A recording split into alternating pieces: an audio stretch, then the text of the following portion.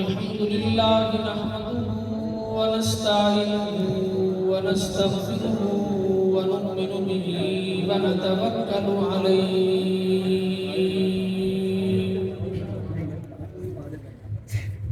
ونعوذ بالله من شرور أنفسنا ومن سيئات أعمالنا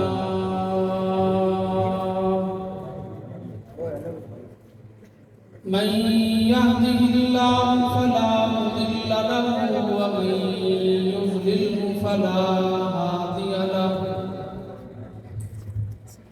ونشهد أن لا إله إلا الله وحده لا شريك له ونشهد أن سيدنا وسندنا وحبيبنا وشفيعنا وأشرفنا وأكرمنا وأوزعنا وبارك وسلم وصل عليه قال الله تبارك وتعالى في كلام المجيد والفرقان الحميد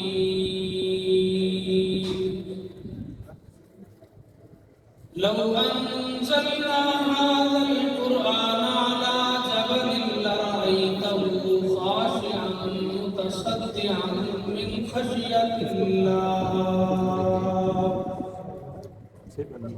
وتلك الأمثال نضربها للناس لعلهم يتفكرون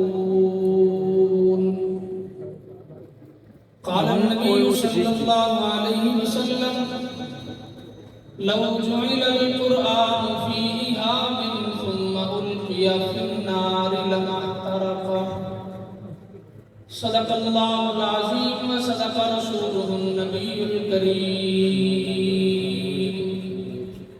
ونحن على ذلك لمن الشاهدين والشاكرين والحمد لله رب العالمين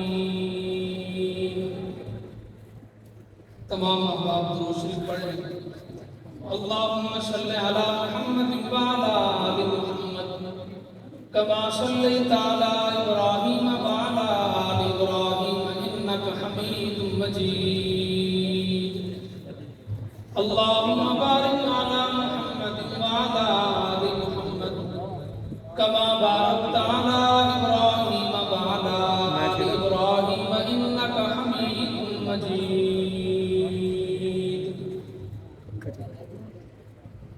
میرے نہایت قابل قدر دوستوں بزرگوں بھائیوں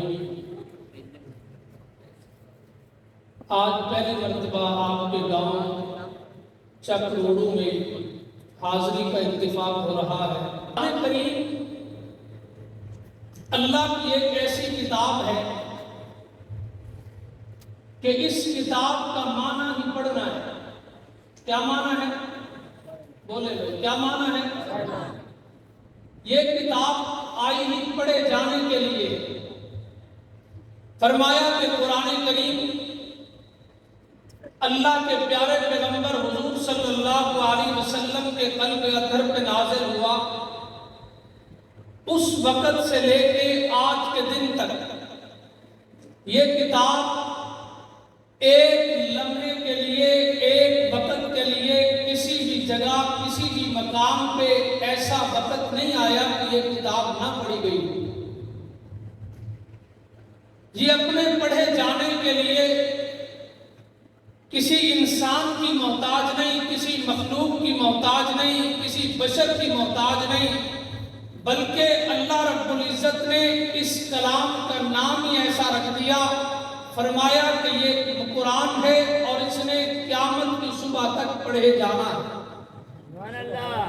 جو انسان پڑھے گا اس کا فائدہ ہے اس کو بلندی ملے گی مقام ملے گا اور ایسی پڑھی گئی کہ یہ کتاب جب نازل ہوئی کبھی تو یہ کتاب دن کے اجالوں میں پڑھی گئی کبھی رات کی تاریکیوں میں پڑھی گئی کبھی یہ کتاب پہاڑوں کی چوٹیوں پہ پڑھی گئی کبھی یہ کتاب امام ابن تیمیہ کی طرح کنویں کے منڈیروں پہ پڑھی گئی کبھی یہ کتاب درسگاہوں اور خانقاہوں میں پڑھی گئی، کبھی یہ کتاب اساتذہ نے اپنے شاگردوں کو جیل میں بیٹھ کے پڑھائی، اور کسی نے یہ کتاب ریگزاروں اور میدانوں میں پڑھائی۔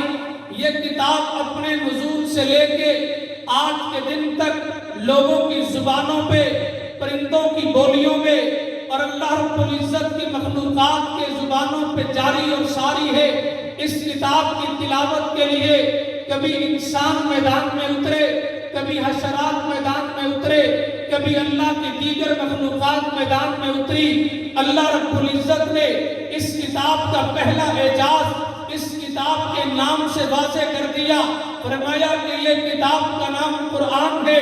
قرآن کا معنی پڑھے جانا ہے۔ کسی نے اس کتاب کو بدر کے میدان میں پڑھا، کسی نے اس کتاب کو رات کی تاریکی میں ایسے پڑھا کہ رات کی تاریکی ہے۔ امام معجم عبرانی میں لکھتے ہیں، فرمایا کہ رات کی تاریکی چھا گئی تھی، ابو سفیان ابھی اسلام نہیں لائے تھے، رات کو چلتے چلتے ابو جہل میں ٹکرائے، دونوں نے ایک دوسرے کا چہرہ دیکھا، فرمایا رات کی تاریکی چھا گئی ہے، آپ مکہ کی گلیوں میں کیا کر رہے ہیں؟ دوسرے نے کہا میرا بھی آپ سے یہی سوال ہے، آپ رات کی تاریکی میں یہاں کیا کر رہے ہیں؟ اس نے جواب دیا رات کی تاریکی چھا جاتی ہے، ہمارا بھتیجا محمد بن عبداللہ بن عبد المطلب اسی کلام کی تلاوت کرتا ہے، جب تک اس کلام کو سن نہ لے بستر پہ چین نہیں آتا۔ میں نے کہا یہ کتاب ایسی ہے، میرے پیغمبر پڑھے، اپنے بھی سنے، پرائے بھی سنے، دشمن بھی سنے، عزیز و اقارب بھی سنے، آپ کی بیویاں بھی سنے، آپ کے بچے بھی سنے۔ یہ کتاب ایسی کہ اللہ رب العزت کے پیارے پیغمبر پہ اتارنے کے لیے اللہ نے جس فرشتے کا انتخاب کیا اس کا لقب امین ہے۔ کیا معنی؟ جیسے میرے رب نے عطا کی، اس نے بغیر خیانت کے، بغیر کوئی لفظ آگے پیچھے کیے پیغمبر کے سینے پہ اتار دی۔ میرے پیغمبر نے یہ کتاب اللہ سے لے کے اپنے اصحاب کو دی ہے۔ میرا رب قرآن میں کہتا ہے لو انزلنا ھذا القرآن علی جبل لرأیتہ خاشعا متصدعا من خشیۃ اللہ۔ اے پیغمبر اگر میں یہ قرآن پہاڑوں پہ نازل کرتا، پہاڑ ریزہ ریزہ ہو جاتے۔ علامہ ابن عربی کہتے ہیں اللہ نے سمجھانے کے لیے مثال پہاڑ کی دی ہے، اس لیے کہ کائنات میں پہاڑ سے زیادہ جبلت والی اور پہاڑ سے زیادہ سخت چیز کوئی موجود نہیں۔ فرمایا مثال سمجھانے کے لیے ہے، اگر یہ قرآن سمندر پہ اترتا سمندر خشک ہو جاتا، اگر یہ قرآن آسمان پہ اترتا آسمان زمین کو سجدہ کرتے، اگر یہ قرآن زمین پہ اترتا زمین پھٹ جاتی، اگر یہ قرآن اشجار کے پتوں پہ اترتا پتے جل کے راکھ ہو جاتے، اگر یہ قرآن ریگزاروں پہ اترتا تو ریگزار اپنی تباہی کا فسانہ بیان کرتے۔ فرمایا قرآن کو اتارنے کے لیے میرے رب نے جس فرشتے کا انتخاب کیا وہ فرشتوں کا سردار، جس پیغمبر کا انتخاب کیا وہ پیغمبروں کا سردار، جس امت کا انتخاب کیا وہ امتوں کی سردار، جس جگہ کا انتخاب کیا وہ شہروں کا سردار، اور جن اصحاب نے اپنے دلوں میں قرآن کو لیا وہ پوری انسانیت کے سردار۔ فرمایا کہ میرے نبی نے اپنی مجلس میں فرمایا میرے چار قاری ہیں، ایک قاری کو معاذ ابن جبل کہتے ہیں، ایک قاری کو عبداللہ ابن مسعود کہتے ہیں، ایک قاری کو مولا ابو حذیفہ کہتے ہیں، ایک قاری کو ابی بن کعب کہتے ہیں۔ میرے پیغمبر نے قرآن لیا ہے، آگے امت کے قراء کو دیا ہے۔ کون سے قراء؟ انہوں نے قرآن کو ایسا پڑھا کہ کسی کی تلاوت سننے کے لیے پیغام مولا عالم کا آئے، محدث کا آئے، فقیہ کا آئے، مولوی کا آئے، لیکن ابی بن کعب تیرے جوتوں پہ میرے ماں باپ قربان جائیں، تیرے جیسا قاری کائنات میں کون سی ماں جنے گی؟ تو پیغمبر کا شاگرد ہے، اللہ کے قرآن کا قاری ہے، قرآن کا عالم اور حافظ ہے۔ میرے رب نے پیغام بھیجا، اے پیغمبر اپنے قاری ابی بن کعب کو کہیے آج قرآن کی تلاوت کرے، سورہ بجنہ پڑھے، میں عرش پہ بیٹھا رب اس کا قرآن سنوں گا۔ میرے پیغمبر نے ابی بن کعب کو بلایا، فرمایا آؤ کسی کا قرآن کل کو اس کا استاد سنے گا، کسی کا قرآن ملک کا وزیر اعظم سنے گا، کسی کا قرآن صدر پاکستان سنے گا، کسی کی تلاوت روس کے ایوان میں کی جائے گی، کسی کی تلاوت بالا خانوں میں ہوگی، لیکن آج ابی بن کعب کی تلاوت ہے اور مدینہ کی گلیاں ہے، مسجد نبوی ہے، میرے پیغمبر بھی موجود ہے، فرمایا رب کا حکم ہے قرآن کو پڑھیے۔ ابی بن کعب کی آنکھوں میں آنسو آ گئے، فرمایا اے میرے پیغمبر کیا میرے رب نے میرا نام لیا ہے؟ فرمایا جی ابی بن کعب تیرے رب نے تیرا نام لیا ہے، آج پڑھے گا تو، سنے گا مصطفیٰ، آج تلاوت تیری ہوگی اور میں محمد کریم آپ کی تلاوت کو سنوں گا۔ پھر ابی بن کعب نے سورہ بجنہ تلاوت کی اور عرش پہ بیٹھ کے خدا سنتا ہے، فرش پہ بیٹھ کے محمد مصطفیٰ سنتا ہے۔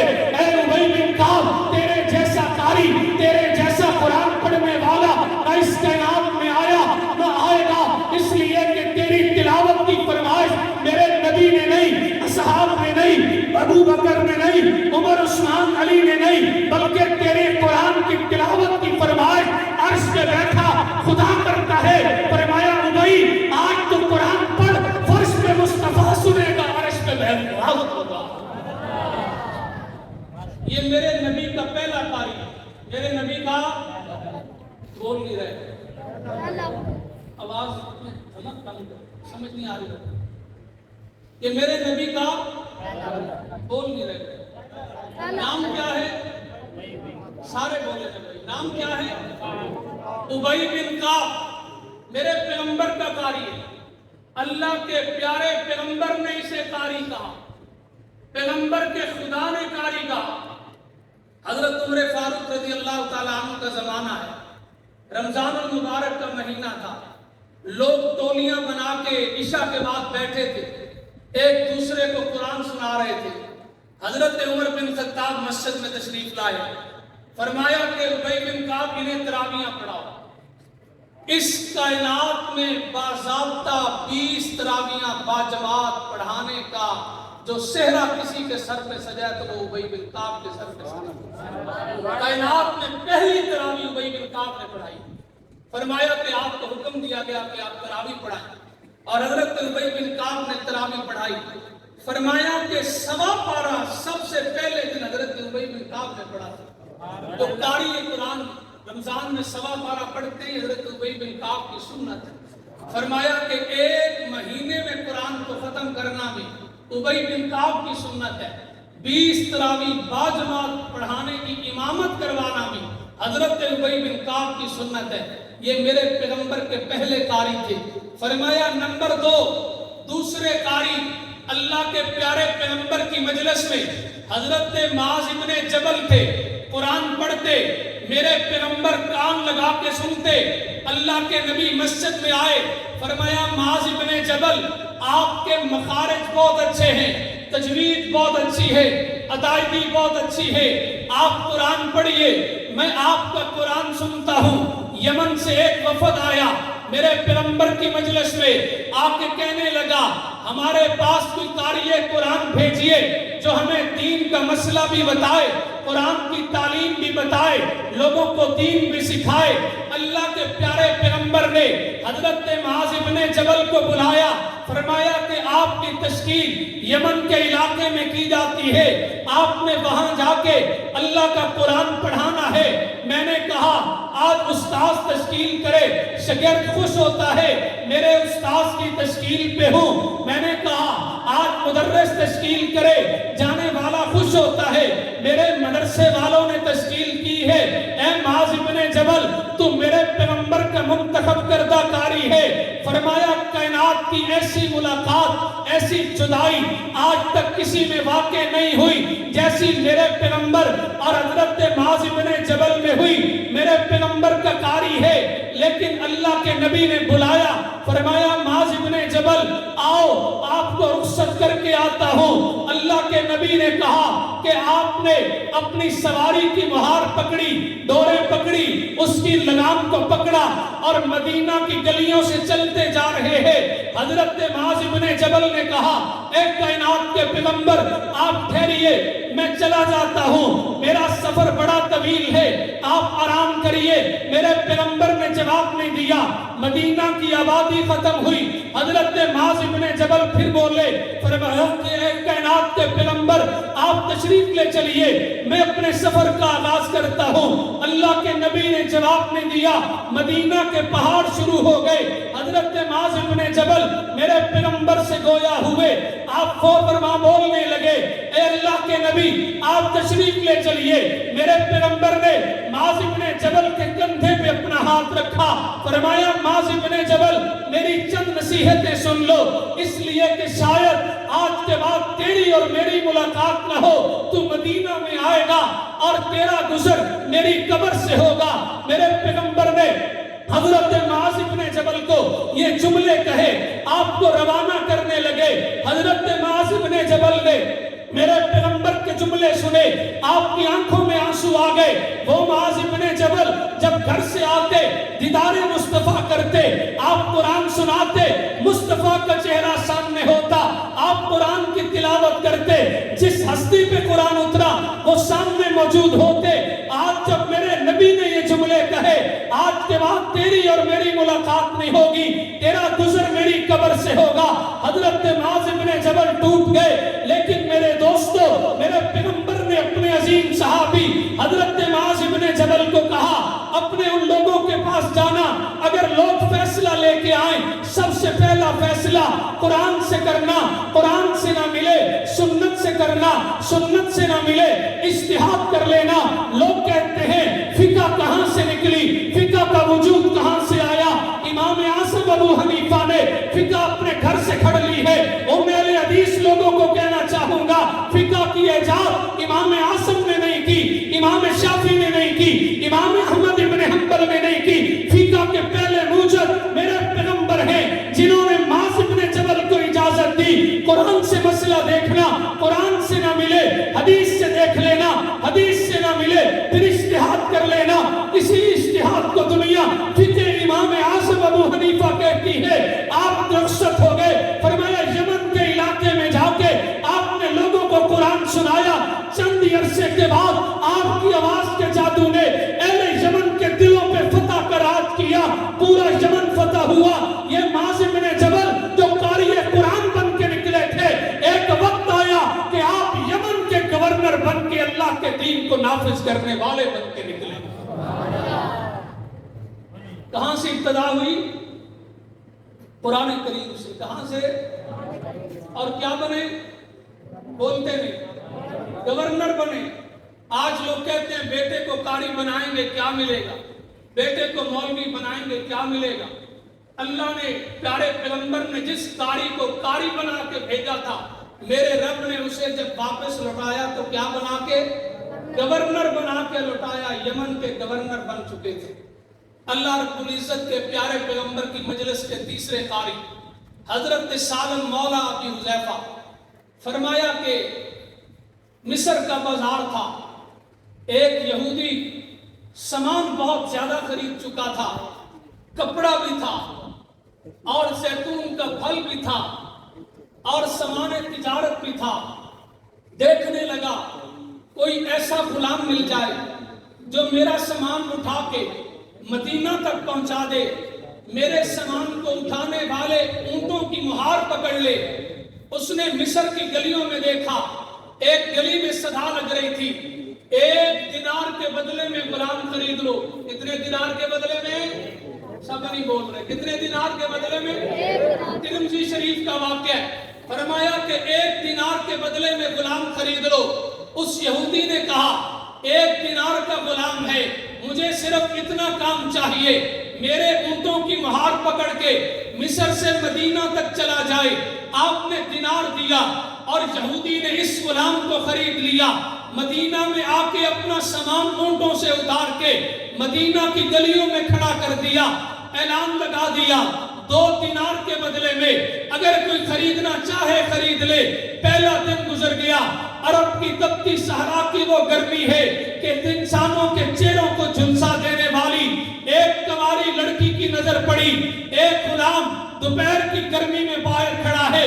دوسرا دن گزر گیا, خریدار کوئی نہیں آیا. تیسرا دن گزر گیا, خریدار کوئی نہیں آیا. اس لڑکی نے اپنے گھر سے اپنا دوپٹہ لے کے باہر نکلی. فرمایا قیمت کیا ہے, کتنے کا بیچو گے, اس کے لیے یہ سزا کیوں ہے؟ فرمایا کہ لاغر ہے, کمزور ہے, کام کرنے کے قابل نہیں, اس لیے خریدار کوئی نہیں آیا. فرمایا کتنے دینار لوگے؟ اس نے کہا کہ 2 دینار دوں گا. اس عورت نے 2 دینار دیے, غلام کو خرید کے گھر لے آئی. پورے مدینہ میں چرچا ہوا, اور مدینہ کے مردوں ایک عورت رام دلی میں تم سے بازی لے گئی. تھوڑے دنوں کے بعد حضرت عثمان بن عفان کے بزنس پارٹنر حضرت ابو حذیفہ مدینہ تجربہ میں آئے. آپ تک بات پہنچی. ایک کنواری لڑکی نے ایک غلام کو رحم دلی کی بنیاد پہ خریدا. آپ نے پیغام نکاح بھیجا. عورت نے کہا قبول ہے, لیکن میری ایک شرط ہے, میرے ساتھ اس غلام کو بھی مکہ لے جاؤ گے. اس نے قبول کر لی. حضرت ابو حذیفہ 8 دن کے بعد مدینہ سے مکہ کا سفر کرتے ہیں. آپ نے ایک اونٹ پہ اپنی بیوی کو بٹھایا, دوسرے اونٹ پہ اس غلام کو بٹھایا. مدینہ سے مکہ کا سفر شروع ہوا. مکہ پہنچے. آپ نے حضرت عثمان کو اپنے کاروبار کا حساب دیا. حضرت عثمان نے کہا اے ابو حذیفہ, میں نے محمد کا کلمہ پڑھ لیا ہے, اگر میرے ساتھ کاروبار کرنا ہے تو پھر تجھے بھی کلمہ پڑھنا پڑے گا, یا آج کے بعد تیری اور میری کاروباری شراکت الگ ہے. حضرت ابو حذیفہ نے کہا مجھے پیغمبر کے پاس لے چلو. آپ کو لے جایا گیا. پیغمبر سے پوچھنے لگے یہ دین کیا ہے؟ میرے پیغمبر نے کہا یہ دین چھوٹوں پہ شفقت کا حکم دیتا ہے, بڑوں کے ادب کا حکم دیتا ہے. یہ دین رواداری کا حکم دیتا ہے, برابری کا حکم دیتا ہے, محبت پیار اور ایثار کا حکم دیتا ہے. حضرت ابو حذیفہ نے کلمہ پڑھا. آپ کی مدینہ سے آئی بیوی نے کلمہ پڑھا, غلام نے بھی کلمہ پڑھ لیا. حضرت ابو حذیفہ نے دیکھا غلام بیٹھا ہے, اللہ کے نبی کی خدمت میں پیش کر دیا. میرے نبی نے کہا اس غلام کو آزاد کر دو. حضرت ابو حذیفہ نے آزاد کر دیا.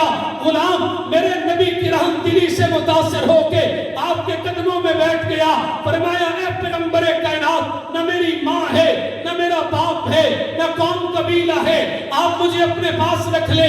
میرے پیغمبر نے دار ارقم میں رہائش دی, اسے قرآن پڑھانا شروع کر دیا. پھر ایک دن وہ آیا کہ پورا مکہ جمع ہو کے اس غلام حضرت سالم کا قرآن سنا کرتے تھے.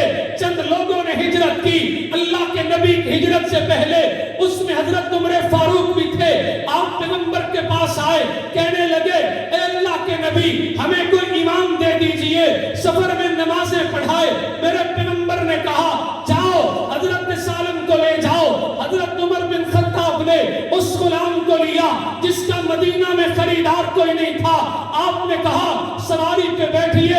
اس غلام کی سواری آگے ہے, عمر بن خطاب کی سواری پیچھے ہے. یہ غلام آگے چل رہا ہے. لوگ سمجھتے سب سے پہلے حضرت سالم کو سلام کرتے, اپنا سر جھکا دیتے, آپ کا بوسہ لیتے. لوگ سمجھتے یہ مکہ کا سردار خطاب کا بیٹا عمر آ رہا ہے, لیکن تعارف کروانے کے بعد پتہ چلتا یہ قاری قرآن ہے. عمر پیچھے ہے. مدینہ کا وہی بازار تھا, عصر کی نماز کا وقت تھا. عمر بن خطاب نے کہا لاؤ حضرت سالم کو آج مصلی پہ کھڑا کرو, اسے بتاؤ جس بازار میں تیرا خریدار کوئی نہیں تھا, جس بازار میں 3 دن تو کھڑا رہا, تیرا مول لگانے والا کوئی نہیں تھا, آج تو امام بنے گا, عمر مقتدی بنے گا, تو آگے کھڑا ہوگا, ہم پیچھے کھڑے ہوں گے. میں نے کہا ایک غلام نے قرآن سے محبت کی, اللہ کے کلام سے محبت کی. میرے رب نے غلامی سے نکال کے امت مصطفیٰ کا امام بنا دیا. میرے پیغمبر کے کتنے قاری تھے اور کتنے ہو گئے؟ پہلے قاری کا نام ماشاءاللہ, دوسرے قاری کا نام حضرت معاذ بن جبل, اور تیسرے قاری کا نام حضرت سالم یہ 3 قاری تھے. پہلے قاری نے قرآن پڑھا تو اس کا قرآن کس نے سنا؟ بولتے نہیں رہے، اللہ نے سنا. دوسرے قاری نے قرآن کی خدمت کی تو اللہ نے کیا بنایا؟ گورنر بنایا. تیسرے قاری نے قرآن پڑھا تو اللہ نے کیا مقام دیا؟ مسلمانوں کا امام بنا دیا. بخاری شریف کی روایت ہے، اللہ کے نبی نے سیدہ عائشہ کو آواز دی، آپ کو آنے میں تاخیر ہو گئی. اللہ کے نبی نے پوچھا کہ عائشہ اتنی تاخیر سے کیوں آئی؟ آپ نے فرمایا مسجد نبوی میں ایک قاری تلاوت کر رہا تھا، اس کی آواز میں اتنا سحر تھا کہ میں اس کو چھوڑ کے نہیں آ سکی. پیغمبر نے اپنی چادر لپیٹی. حدیث کے الفاظ ہیں، آپ دوڑ کر مسجد نبوی میں گئے، آپ نے دیکھا کہ کون تلاوت کر رہا تھا؟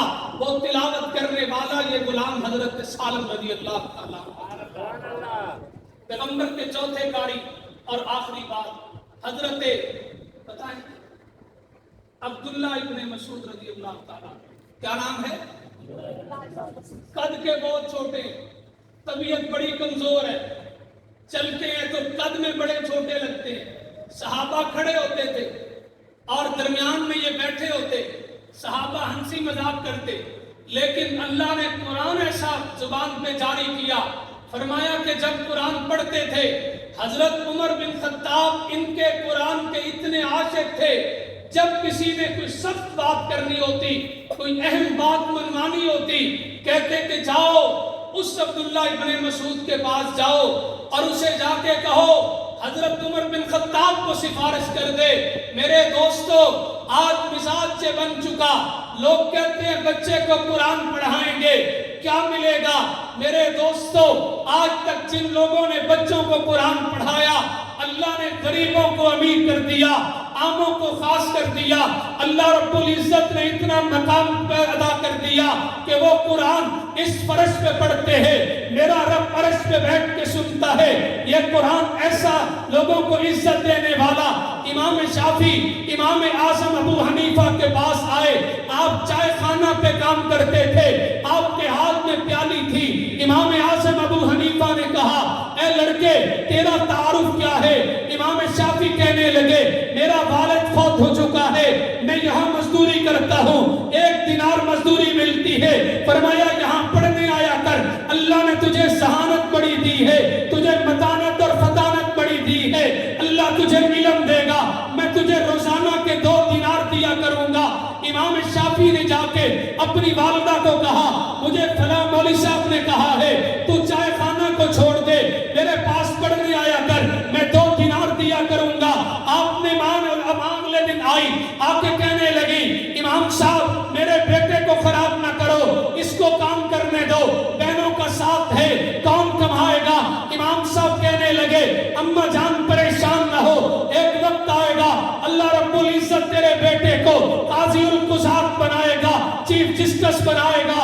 امام صاحب کی والدہ نے بات سنی، مسکرا کے چلی گئی. مولوی فضائل سناتے ہیں، مولوی باتیں کرتے ہیں، کہاں میرا بیٹا جس کا باپ بھی نہیں ہے، کہاں وقت کا چیف جسٹس. لیکن زمانے نے وہ وقت دیکھا، خلیفہ ہارون الرشید کی حکومت آئی. امام شافعی اس وقت تک 5 لاکھ حدیثوں کے حافظ بن چکے تھے اور آپ نے خط لکھا اے امام صاحب آپ میری عدالت کے چیف جسٹس بنے. امام صاحب نے کہا آپ کو میں اپنے سے بہتر بندہ دیتا ہوں. فرمایا دیجئے کون ہے؟ آپ نے خط میں امام شافعی کا نام لکھا. کون امام شافعی؟ فرمایا کہ جس کا والد سر پہ نہیں تھا، اور وہ امام شافعی جس کے گھر کو گرا کے ایک یہودی نے دیوار کھڑی کی. امام شافعی نے کہا میری زمین پہ قبضہ کیوں کرتے ہو؟ اس نے جواب دیا جس دن تیری پالکی یہاں سے گزرے گی میں اپنی دیوار کو گرا دوں گا. پالکی وہ سواری ہے جو بادشاہوں کو لے کے جایا کرتی تھی. ایک دن وہ آیا، امام شافعی چیف جسٹس بنے، آپ کو لینے کے لیے بادشاہ کی پالکی آئی. امام شافعی نے کہا آج اپنی دیوار کو گرا دو، اس لیے کہ مجھے لینے کے لیے پالکی والی سواری آ گئی ہے. امام شافعی نے قرآن پڑھا، اللہ نے اتنی عزت دی، اتنا مقام دیا، آپ وقت کے چیف جسٹس بنے. اس قرآن کو شاہ ولی اللہ نے پڑھا، 4 محدث بھیجوں کے بعد بنے. اس قرآن کو شیخ الہند نے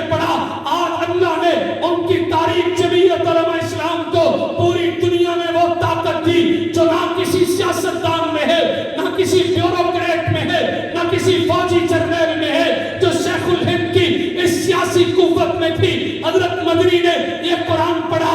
कहाँ बैठ के पढ़ा? जेल की सलाखों के पीछे पढ़ा।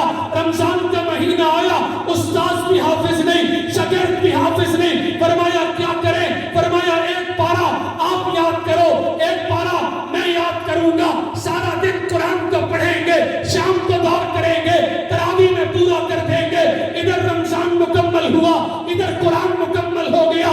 ये कौन सा कुरान है? 7 साल का बच्चा पढ़े जुबान पे जारी, 70 साल का बूढ़ा पढ़े जुबान पे जारी, नौजवान पढ़े जुबान पे जारी, अरबी पढ़े, अजमी पढ़े, हर एक की जुबान पे उतरे ऐसा कुरान के खलीफा हारून रशीद के दरबार में 4 साल की बच्ची लाई गई। पूछा इससे कुरान सुनो। बच्ची से कुरान सुनाने का कहा गया। बच्ची बोलना नहीं शुरू करते। बाप ने कहा ए मेरी बेटी तुझे गुड़ की डली दूंगा, तू कुरान सुना। खलीफा वक्त ने कुरान की 7 मंजिलों से 7 जगह से कुरान सुना। बच्ची ने कुरान सुनाया। खलीफा वक्त हैरान हो गए। फरमाया इस बच्ची को कुरान कैसे याद हुआ? फरमाया जब ये माँ के पेट में आई 15 पारे रात को इसकी माँ पढ़ा करती थी, 15 पारे मैं बाप पढ़ा करता था। बेटी से 4 साल की उम्र को पहुंची, अल्लाह ने जुबान पे कुरान को जारी कर दिया। ये कुरान किसी दरसगाह का मोहताज नहीं, ये कुरान किसी छत का मोहताज नहीं, ये कुरान किसी मौलवी का मोहताज नहीं, ये कुरान किसी प्रोफेसर का मोहताज नहीं। इस कुरान को पढ़ाने के लिए एक उस्ताद नबीना है, शागिर्द नबीने हैं, अपनी दरसगाह में बैठे हैं। अंग्रेज आया कुरान को खत्म करने के लिए, लेकिन जब उस उस्ताद की दरसगाह में पहुंचा, देखने लगा यहाँ औरात नहीं है, वर्के नहीं है, कुरान नहीं है। उस्ताद पढ़ा रहा है, शागिर्द पढ़ रहा है। नबीने शागिर्दों ने कुरान को सीधे में महफूज करके दुनिया को बताया तुम कुरान के नुस्खे जला दो, तुम कुरान के मदारिस पे तुम बारी कर दो, ये कुरान तब भी बाकी रहेगा। मेरे पैगंबर की जुबान से ऐसा कलाम निकला, अगर किसी काफिर ने सुना बादशाह हो गया, किसी गरीब ने सुना अमीर हो गया, किसी आम ने सुना खास हो गया। ये कुरान जहां जहां पहुंचता गया, सीनों में उतरता गया, बच्चे आलिम बनते गए, मदरसे आबाद होते गए, मस्जिद और मिंबर से कुरान की आवाज आती रही। इस कुरान को दबाने के लिए अबू जहल मैदान में उतरा, मैं कुरान को मिटा दूंगा, खुद मिट गया, कुरान बाकी है। यजीद करबला में हुसैन के मुकाबले में आया, खुद मिट गया, कुरान बाकी है। इमाम अहमद बिन हंबल के घोड़े पर साए गए, वो बादशाह मर गया, कुरान बाकी है। और पाकिस्तान की जेलों में पड़े हुए मौलवियों से पूछो कसूर क्या है? ये मौलवी तुम्हारी कौम को कुरान की तालीम दे, ये मौलवी अज़ान की तालीम दे। इंशाअल्लाह क़यामत की सुबह तक कुरान भी बाकी है, मदरसा भी बाकी है,